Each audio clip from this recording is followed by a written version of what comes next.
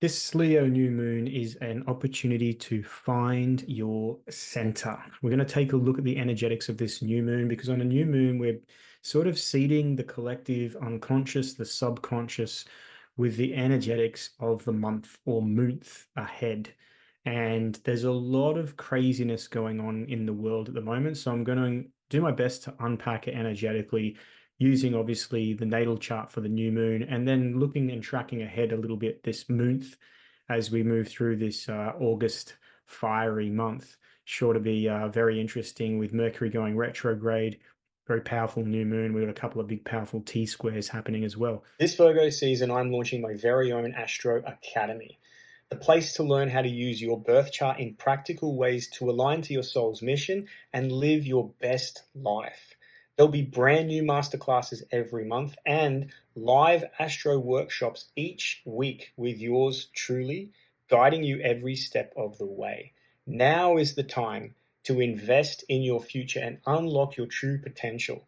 Astro Academy enrolling soon. We're going to work through each of the planetary alignments for the new moon, look at a couple of key dates, and then end in the Sabian symbol for this new moon. Hopefully, by the end of this, you've got a really good understanding of the month ahead. Like always, if you would like personal guidance during this sort of chaotic time, there is no better way to do that than to tune in with your own natal chart, your own birth chart. So it's one thing to look at a new moon. Not all new moons are the same, and they're not going to affect everyone the same way. Same with full moons. In fact, for any astrological alignment, we really have to take in consideration your blueprint and how your blueprint, or in other words, your birth chart is being activated, and not every alignment or every new moon or every full moon will activate your birth chart. And it's just giving us correlation to the types of experiences energetically that you could likely go through. As above, so below, as within, so without. There is a universe above us, and we are a microcosmic reflection of that macrocosm.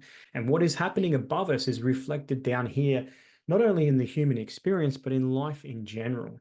And what's happening within you is also being reflected outside of you. Hence the saying, as above, so below, as within, so without. And never has there been a better time with Mercury going retrograde and the new moon in Leo for this realization and embodiment of that truth, especially when we look out into the world and see the chaos, the division, the argumentative, the conflict, pitted one side against another. So I want to draw attention to this from an astrological energetic perspective so that we can mature a little bit in our perception. So I'm using my current location for the new moon. It's approximately happening at 12 past 9 tonight PM. That's Australian Eastern Standard Time.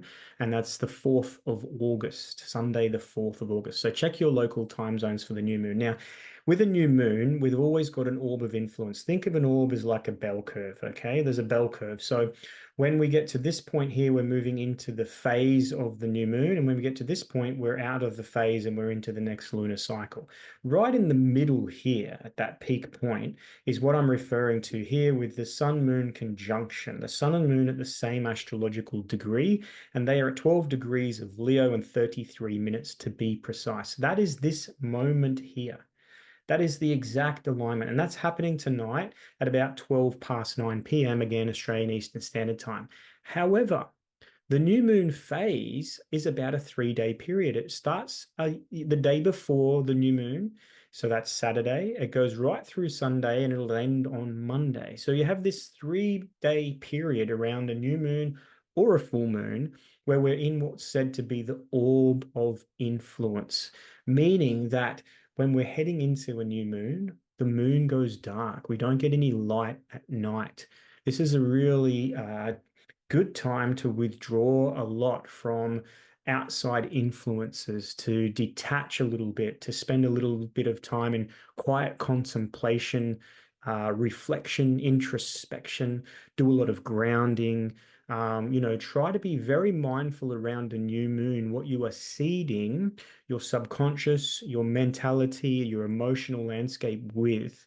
So if you're doom scrolling on social media or you're sort of engaged in the conflict within, what's going on in the mainstream media, or if you are, polarized by what's going on at the Olympics, are you really in control of your state, your mental state, your attitude, your emotional well-being? So always around the new moon, pay particular attention to what's being programmed or it's seeded within your consciousness, your subconscious. And remember that the subconscious is like a supercomputer program that is absorbing all data. So when we think of data, every impression that's going on in your life and your reality, even if your conscious mind isn't focused on it. So an example of this is when you're watching, let's say you're cooking dinner, and in the background the TV's going and the news is on, and you're not really paying attention to it. You're cooking your dinner and maybe you're, talking to your partner or whatever, but in the background the news is going on. And let's say on the news there's a lot of political sort of rhetoric going on, and or there's a lot of talk about debate about the Olympic stuff and all that. Well, your subconscious is being programmed by that impression, even though your consciousness is not directed upon it. That's the thing about the subconscious. It will store the data. It'll store all the impressions. So around the new moon, be super, super conscious of what you're allowing to impress upon your consciousness, but more importantly, your subconscious. So, eat wholesome food, do some grounding, get into nature, do some reading, turn off your social media, get away from distractions, get away from too much input, too much data, especially with what's going on, as you'll see through this video, in relation to the energetics at the moment. It's a bit wild, and it's probably going to get a little bit wilder before we get into September. August is going to be a pretty chaotic month. And I use that term loosely because people get triggered by chaos. Oh, what do you mean? Well, chaos is unpredictability. Okay, that's the very nature. So within nature, we have unpredictability. Sometimes the hyenas gang up and eat the lion. It's not nice, but sometimes it happens. August is a very chaotic month, as we're going to see as we unpack the astrology for this. So the new moon happening tonight, really, at 12 degrees of Leo, is a really good time to disconnect a lot and reconnect to your center. And with this new moon, it's all about finding your center. And are you aligned to your center, or are you being drawn off your center, pulled down into fight, flight, and survival mode, anger, rage, hatred, fear, conflict, right? Division? Or are you going up into your mind and you're getting a little bit heated, impulsive, reactive, argumentative, obsessive? Be conscious of your center. Find your center. Connect to things that open your center.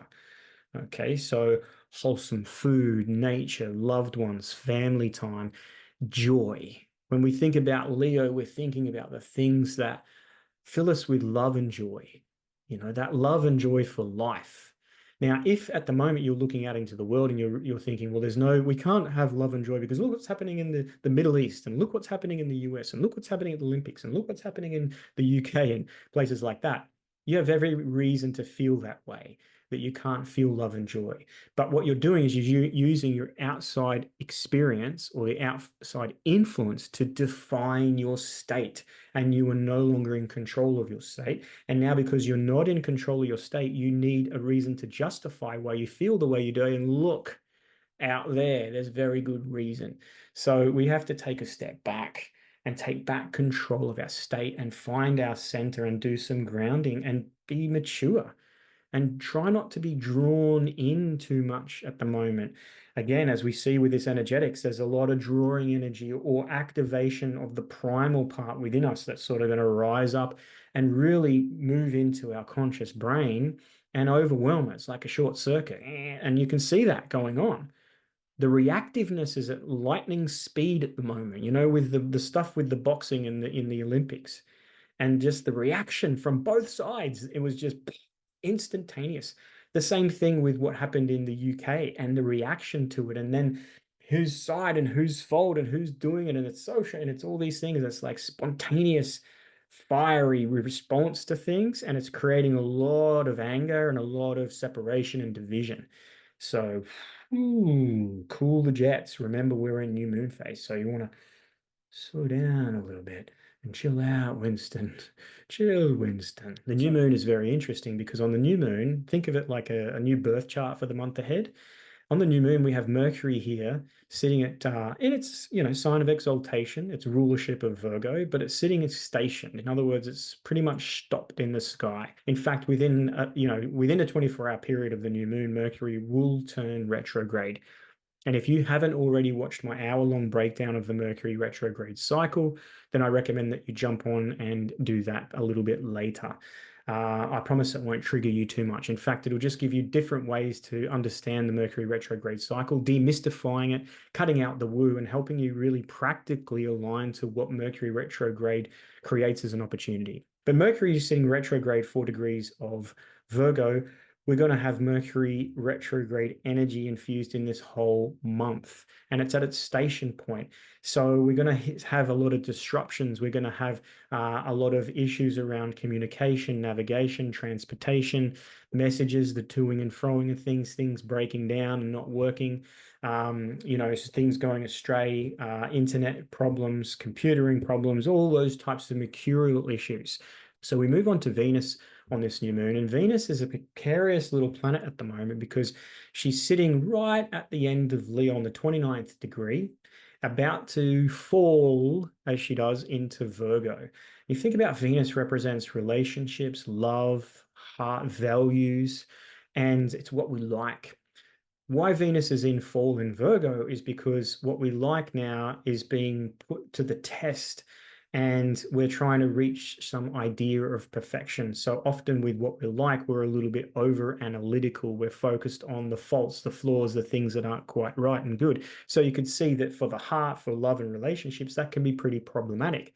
It's like Venus in Virgo and nothing ever measures up. And there's going to be very good reason to feel a little underwhelmed or outside of the feeling of joy or love because, there's so many reasons, and everything's not right. So again, it tends to give us this over analytical, over focus on the things that aren't quite right.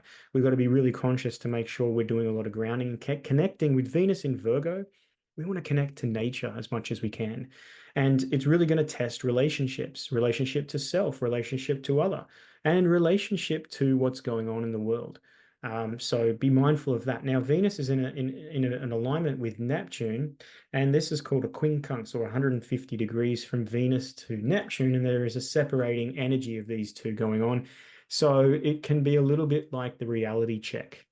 The rose-colored glasses are falling off and we're seeing things and we don't really like what we see. And it can mean that instead of seeing, utopia and a fantasy and, everything that's wonderful and romantic and divine, we see horror and we see nightmare and we see all these things going on. So it gives you that sort of cold, hard reality check.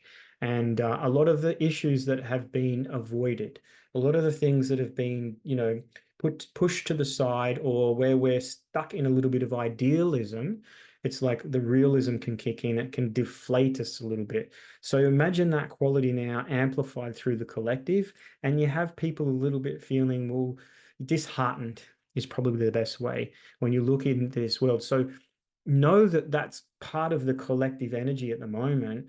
So consciously choose differently. So how do we do that? Don't focus on to what's not good, what isn't useful, what's not beautiful.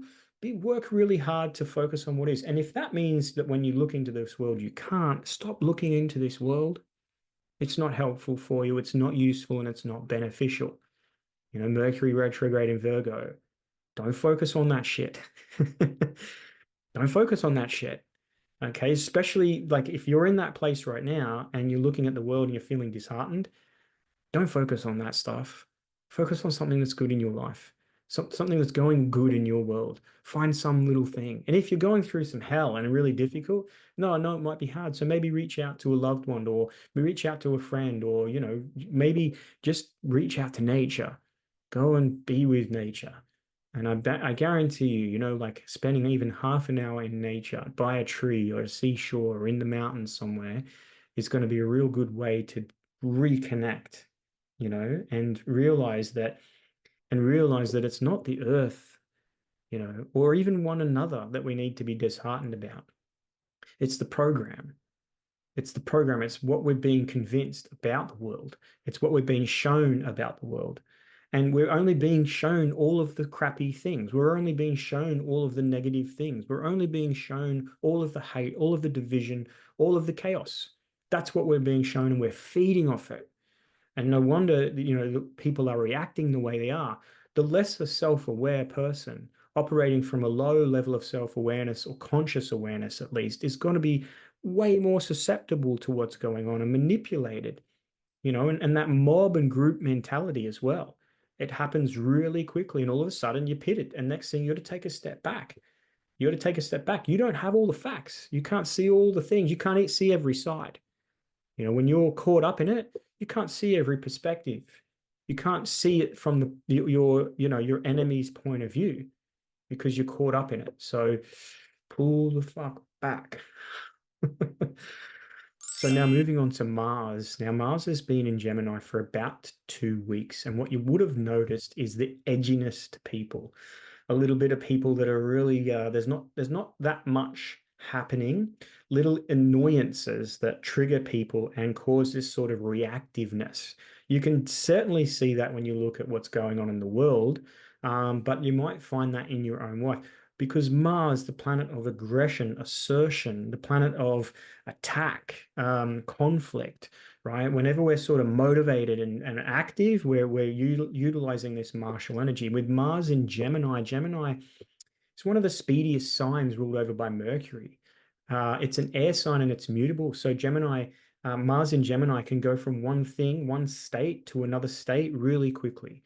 You go for everything's cool to something small happening, something mercurial happening, and the next thing you have this overreaction. And as Mars moves forward this month and we get into the 14th, 15th, 16th of August, Mars will meet Jupiter. And it's going to amplify that quality of reactiveness and argumentation and conflict. And when we're in Gemini, we're dealing with duality. We're dealing with one side and another side. There are twins. There's two ways to see things. In fact, one could argue with Gemini, there's 1,000,000,000,000,000,000 ways to see things. There's probably 8 billion ways to see things. And what you're doing is you're generally reacting from, a little bit of impulse or anger or a little bit of instability, and you're reacting from that. And the next thing, you're only looking at it from one perspective, one point of view. You're only seeing things one way. And that leads immediately to duality, polarity, and division. Because the second you're in some sort of perspective or point of view, and especially when it's polarized, right? It's like, well, I see it this way. Guess what you're going to attract? You're going to attract the polarity. To bring a little bit of balance back, you're going to need to see, or you're going to be directly in conflict to the exact opposite. And is there a right or wrong? No, it's a matter of seeing things, and you can see that from the boxing scenario at the Olympics with the whatever that was. A woman, is it a woman? Is it a man? Should she be boxing? I'm not going to get drawn into that, but I will say this one thing, and I'm not defending either side. I'm just bringing an awareness here. The Italian boxer that pulled out, it's not like when she went into that fight, she didn't know the scenario that she was moving into. She didn't know that this person was, an XY and high in testosterone and possibly, had a lot of masculine or man features. She would have known that information and chose anyway. I'm not looking at it to try and defend one side against the other. I'm just saying she would have had a choice prior to that experience. Now, I certainly don't want to fight against women, but I know there's probably a lot of women out there who would jump at the chance to jump in the ring with another guy. And there's probably a lot of guys out there that would want to beat up women. That's some fucked up world we live in. But in an Olympic scenario, professional type, boxers going at it, you're going to know a lot about your opponent. You're going to know a lot about their stance, whether they're southpaw. You're going to know a lot about, their height, their reach, their style. You're going to do a lot of research on the type of boxing that they have, and if they've got any, significant combinations that are very personal to them that they use. You're going to look and address their weak spots, their strengths. You're going to have a game plan going into that, and I'm sure that game plan would have acknowledged the fact that this is probably a dude at some level. So again, I'm not condoning the situation. I'm not defending. I'm just bringing a point of view and a perspective that, we don't look at it from that point of view. We just go, wow, men shouldn't beat up women. And, this isn't unfair. Or no, but he was born a woman. It's like, well, look, at the end of the day, let's take another point of view. Did they agree to have a fight?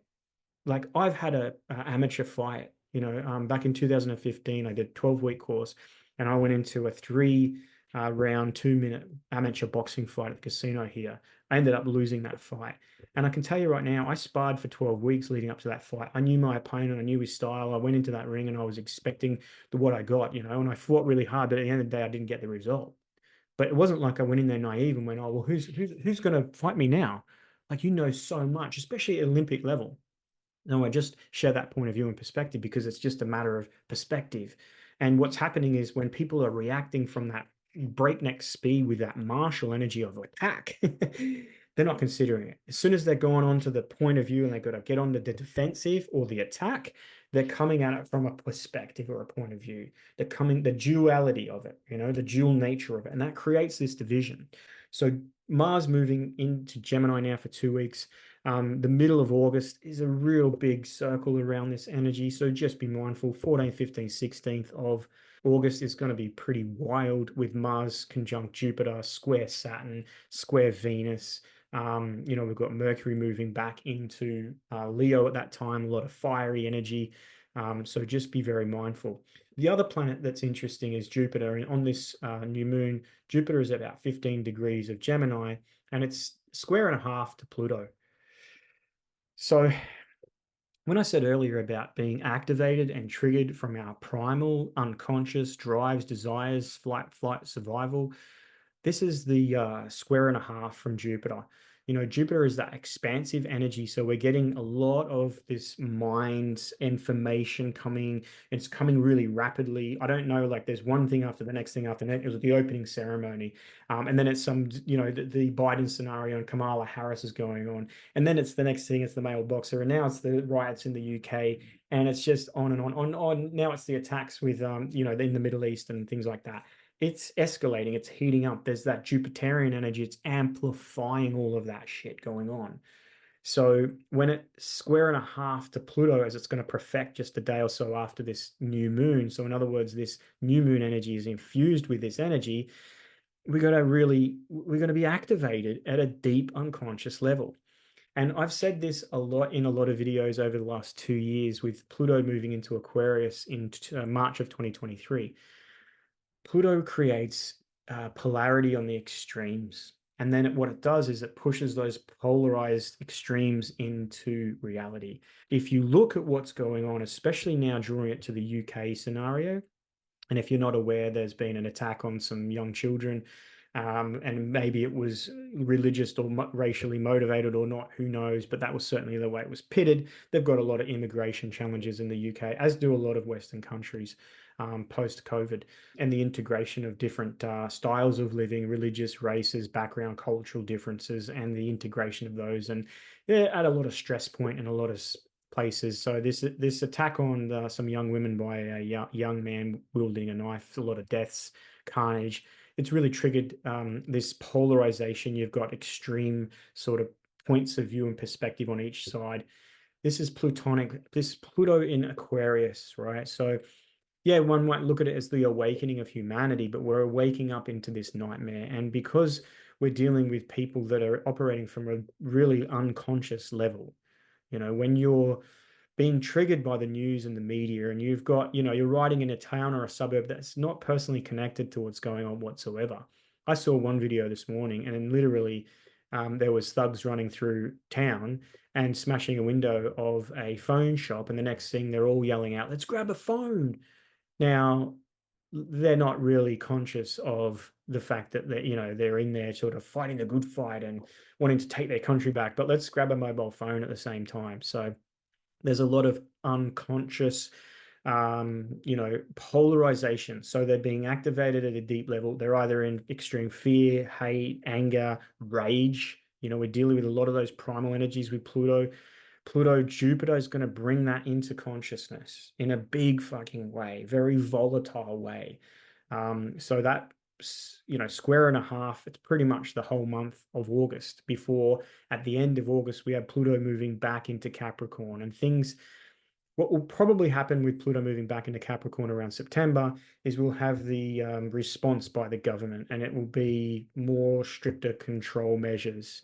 It'll be a bit more of tightening down because Pluto will go into Capricorn, and there'll be rules, there'll be boundaries, there'll be a lot of new things that come out. So I'd expect what's happening in August to really be the problem. And the reaction will be everyone going, oh my God, this is crazy. Something's got to be done. Please, please help, help. And the solution is already rolled out, which is more control, more surveillance, digital IDs, digitizing everything, censorship on the social media side of it. It's scripted in a way. So, don't feed into that unnecessarily, because where your attention goes, your energy flows. And even if you're just, watching it and whatever, if it's emotionally evoking you, it's in other words, triggering some emotions, you're being drawn into it. So if you can't detach from it and observe it without reacting, then it's not useful. In fact, it's detrimental not only to yourself and your life, but the collective in general. So be mindful of that. So I want to take a quick look at a couple of the key dates. I've gone over these dates in August a little bit more in depth with my Mercury retrograde video, but we'll just cover some of the key dates with regards to this new moon coming up. So in particular, when Mercury moves back into Leo, okay, that's a pretty key date to look out for. Mars-Jupiter conjunction is happening. Remember, I spoke about the orb of influence. The Mars-Jupiter conjunction is probably at least a week long. It's probably going to start around the 13th, being about here. Around the 14th, 15th is going to be here, and right through until about the 19th, 20th will be here. So it's a extended period of time. It's very acute when we're dealing with Mars.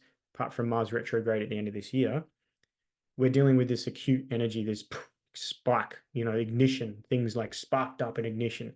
So, middle of August is a bit like, okay, just, cool your jets, cool your jets.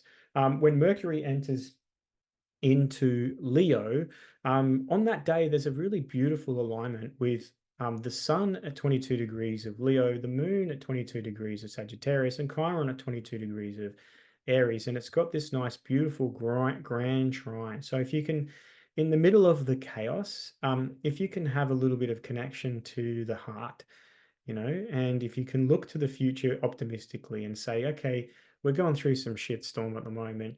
And, if I trust in my heart and I stay centered, that's going to be my navigation, guidance system to get through this. And look to the future, have a little bit of faith, have a little bit of optimism, let your heart guide you. And also recognize with Chiron retrograde in Aries, you don't fight fire with fire in this situation. So when someone's angry, they're hurt or they're sad. And when they're acting out on their anger, you're not going to be able to get to them and to rationalize or reason with them. So don't try. And don't say, well, one angry person doesn't beget another angry person. Like, it's not like you can do anything about this. In fact, all you can do is just pull back and let them express that anger, let them go. If they're going to harm themselves or another, perhaps we need some intervention. But if they're just angry, okay, cool, we're angry. We're going to have a lot of trigger events. People are going to go a little crazy. There's going to be a lot of primal energy. There's going to be a lot of unconscious people responding and reacting. So exercise some compassion and empathy. Can you have compassion and empathy? Yes, we can have it for the homeless, and we can have it for the underdog and the outcast and the downtrodden and those. Can you have it for your enemy? Can you have it for those that are in rage? Can you have it for those that are angry? We've been convinced for so long that it's condemned that type of emotion, but it's a natural primal emotion. And often anger is a secondary emotion, and what it's sort of sitting across the top of is something much deeper. Somewhere someone is hurt, they're afraid, they're feeling that at a deep level. Mars, our protector, our warrior, comes to protect us from having to feel that vulnerability. And it does so in an angry way because I'm pissed. And if I'm angry, I don't have to be sad. So recognize that, in your own life individually, but also apply that outside into the world. And when people are losing their mind and they're getting fucking pissed and they're angry and all that, exercise compassion. It's a really good test of how consciously aware and mature that you are. Can you have compassion for your enemy? What a test that'll be. So the 19th and 20th. On the 19th is the Mercury Sun Cazimi. And I've spoken again at length with this in my Mercury retrograde video. I encourage you to go and watch that. It's squaring to Uranus. Uranus is at its station degree, so it's now pretty much stopped in the sky. In September, early September, Uranus will go retrograde. When Uranus is stopped, we're going to have disruptions. We're going to have upheaval. We're going to have some change. It's squaring to the Cazimi as well.